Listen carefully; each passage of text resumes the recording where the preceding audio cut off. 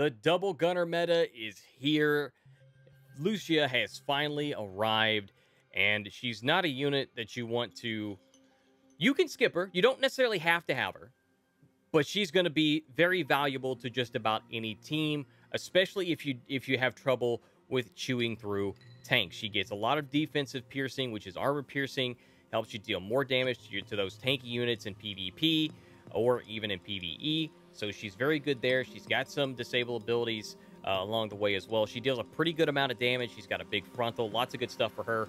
But that's not just what this video is about. We got Tetra Sylphid coming out, both good Esper for evasion, good vision card for accuracy and damage.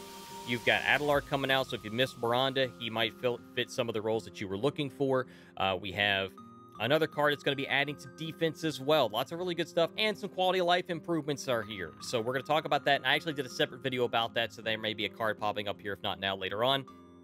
But let's get into the June login bonuses and get started from there.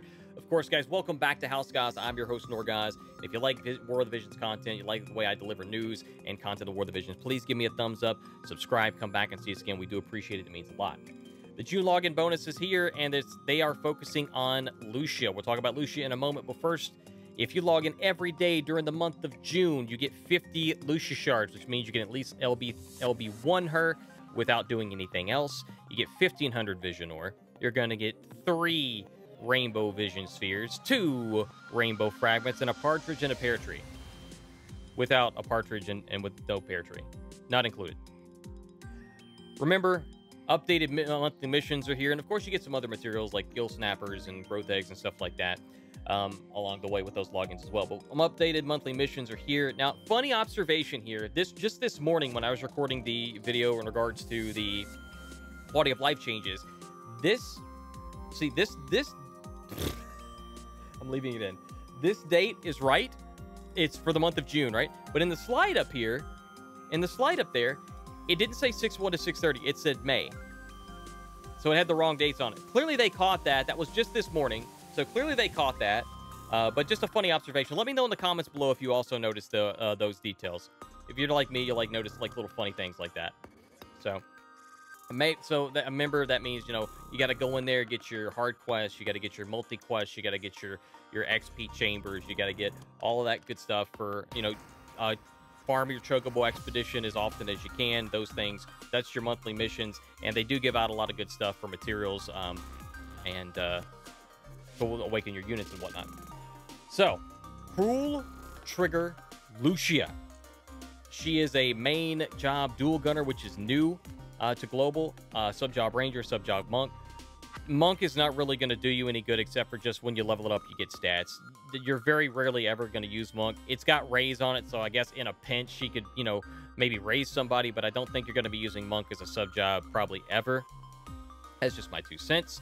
The main reason she's so good, like I said, she gets armor piercing. Tune-up raises agility and defense piercing rate, and I believe this is at level 1. It's 10%. At level 20, it's 40%. So it ignores 40% of the defense. So basically that means you're dealing more damage to anybody that's got, to anyone in general. But of course, specifically and especially for tanks, you're going to notice this more than you will other jobs because they're going to have the highest defense. You're going to chew through that defense. She also has a quadruple shot ability, which is going to have a decent modifier on it, and it's going to chew through any shields that are up there. So like the TMR from Orlando has Bolt Barrage on it, or Thancred has Super Volide. Those are shields that last for 3 hits. This quadruple attack that she has is going to chew through those 3 hits. The shield's gone. She's going to have a 4th hit to still deal full regular damage, and that's going to be good for chains. Chains and elemental chains alike. So say goodbye to, hoarding your friend's Shadow Links or Katone or anything of that nature for those multi-hit attacks. You're going to have that in the form of quadruple shot with Lucia. Her limit burst is going to be duels 2 hit damage to target and chance of inflicting status ailments. I believe this modifier is like 165% at max level. 30% chance for immobilize and disable for 3 turns. Again, there's a faith formula that's added to that as well. Dual trigger deals 2 hit damage large to the target. I believe this is 200. It was 205. For some reason, I'm thinking 213. Oh, excuse me. I think that's what I'm thinking of. The limit burst is 213%. I'm sorry. The limit burst is 213% at max level. The dual trigger is 205% at max level. My mistake. I'm sorry. Dual trigger is and dual triggers deals 2 hit large damage. But again, that's really, really, really strong, especially for an ability that only takes 28 AP. And the limit burst is going to take 43. So moving right along here, she's going to have a lot of really good things going for her. She's going to have some HP up on her supports if you want to be a little more tanky. She's going to have some missile attack up on her supports if you want to help with damage. You're going to have Ranger, but Ranger's mostly just charge attacks, and I don't think it's as beneficial unless perhaps you want to use that for the evasion rate, which can be pretty good. It then increases evasion by quite a bit. It does get that buff, so there's that as an option if you're going for an evasion build. Adelard is coming, and like I said, if you did get Miranda, you want to have a unit that maybe might fit some of those roles that she does. He doesn't get limit burst because he's an MR unit, but he's a better element. He's a better element because he's fire, and fire is weak to what? Water. So what are the water units right now that are the 2 major ones that are known as decent? You've got Miranda, and then you have Ramada. I think there's some other, there might be another water unit that has some magic to it. I can't think of who that is. But those are the 2 main ones that I can think of that people might be using. And you got to think, that's not that many. So you put a fire unit into a PvP team or whatnot, that's not going to be as much of a risk as putting a water unit in, because the meta right now is slashing, and Orlando is one of the strongest slashing attackers in the game, and he's lightning based, so that's going to hurt a Miranda a lot more than it will Adelard. And Adelard actually has a lot of really good damage resistance too. Well, so does Lucia. They both have really good damage resistances.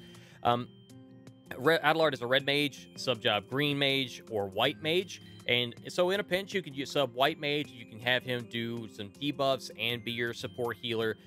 Really, really good stuff there. Or you can sub green mage and get some more debuffs and ruin for some direct damage.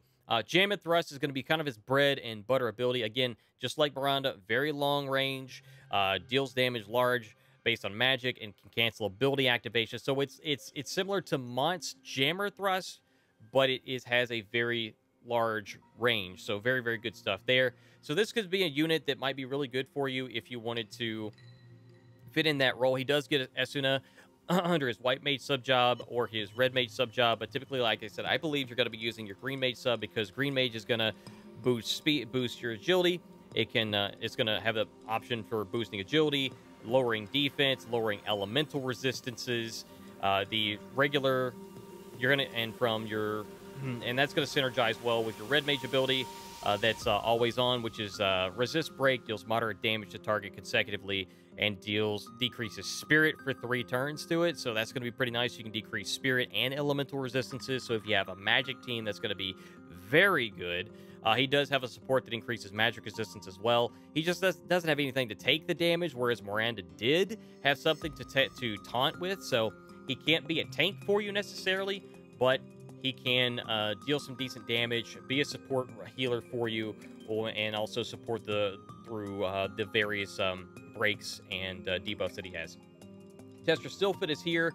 She is fantastic. She gets 15 evasion on her ability board as an Esper, and her card is 35 to wind attack up and 15 accuracy up, and about 160 attack on the vision card. So it's going to be really good. It's going to be competing with cards like Echoing Screams, which has similar stats, but that slashing attack up for the party instead of wind, and those 2 will stack with each other. Remember, these type attacks up are calculated as percentages in the damage formula without getting too specific.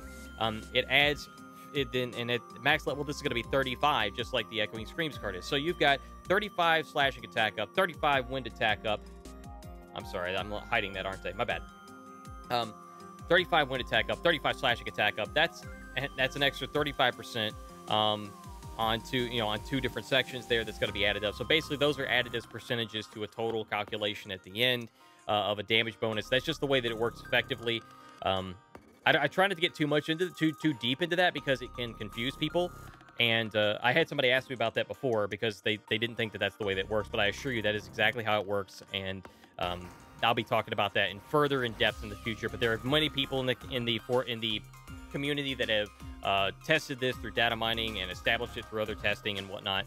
That's how it functions. So this is going to be a great card for a Yerma, especially if you have the, I think it's Secret Orders that has slashing attack up on it, or Echoing Screams that has even more slashing attack up on it. Those two will stack together, and this has a bunch of attack up on it. So it's fantastic. This will work as well. That'll work good for Lucia too.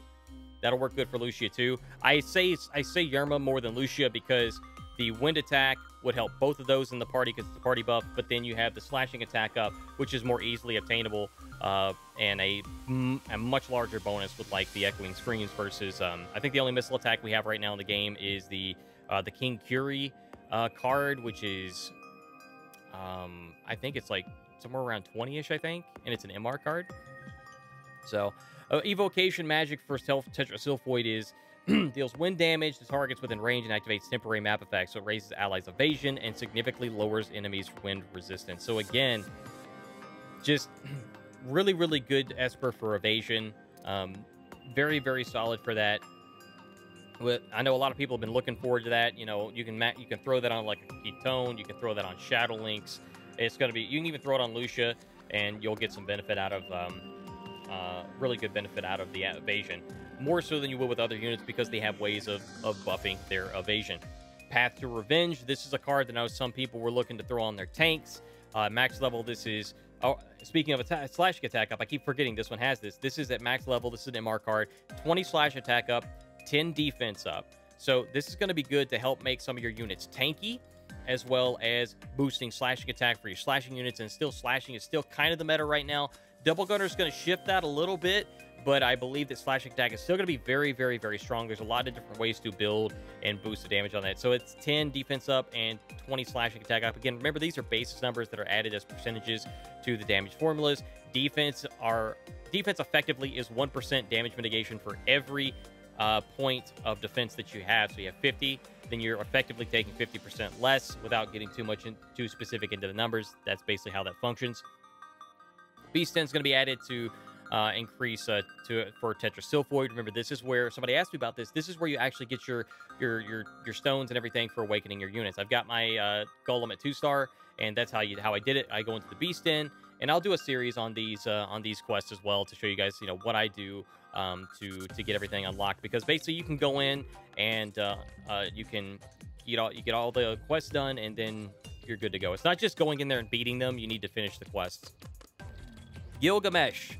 For those of you who do not know, Gilgamesh gets a second mastery at level 80. That's why Gilgamesh is such a strong unit. He doesn't just get one mastery, he gets a second one. It's going to increase his HP by 1,000, some slashing attack, and various other stats. I know it's slashing attack and agility by like 10%. I think slashing attack is 15. I think he gets attack up on that as well. I need to double check and going by memory. Let me pull it up here. I've got it here somewhere. So Gilgamesh is getting 1,000 HP, 15 accuracy, 10 slashing attack, 10% agility. So lots of really good stuff there. He's between his first and second mastery, he's getting what is that? 20% agility, 20% slashing attack, 20% damage bonus to slashing. That's a pretty big deal. And he's get 1,000 HP, 1,000 HP. So that helps compensate for his HP, which is not the highest. Makes him really, really strong unit there. All right, so we do have a new event quest, Threat to the West, Rundall. We do have, with that, it's going to be an equipment quest to get you a Ross Algethi. So if you haven't already gotten that, you are going to have that opportunity. You're going to be able to get some materials for strengthening, you know, Lucia and Adelard, as well as some other things along the way. Some June equipment medals if you want to do summons and whatnot, and quests. You've got the extreme versions of this is what I was talking about. You get the actual Ras Algethi, the gun. Again, if you haven't already gotten this, you can. Some people, though, there's a debate whether or not you should use Ras Algethi or the Vega, because there's a difference of a penalty on the Ras Algethi. I can't remember if it's agility or accuracy, but basically there is a penalty on the Ras Algethi, whereas the Vegas is a little bit easier to get a hold of, a little bit easier to build. So you can play that one out, whichever your preference is going to be. But you're also going to get some other, you're going to get some recipes for that if you haven't already got those, some materials for that as well. Looks like we're going to get a rainbow fragment in there as well. So again, like I said, they did mention Gilgamesh's second mastery ability. It's going to be unlocked. So those of you that have awakened Gilgamesh all the way up to past level 80, it's going to pay off for you more so than it already has. So kudos to you guys.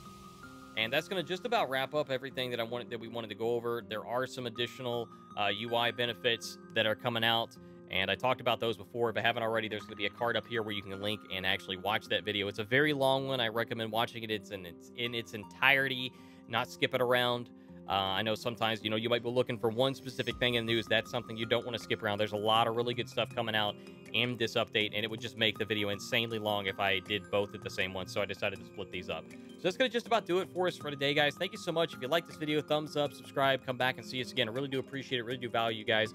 The War of the Visions community has been fantastic in embracing me as a content creator that started to adapt some of my content to War of the Visions. Primarily, I play For Honor, which is the medieval fighting game. I used to cover Final Fantasy Brave Exvius a long time ago, and now I have a lot of passion for War of the Visions. I couldn't help myself. I had to cover it, and I'll do my best to provide you guys as much accurate and valuable, or invaluable, I would like to say, information as I can here in our content. So thank you guys again. I'm Norgoz, and I will see you guys in the next one. Take care and be safe out there, guys. I appreciate you.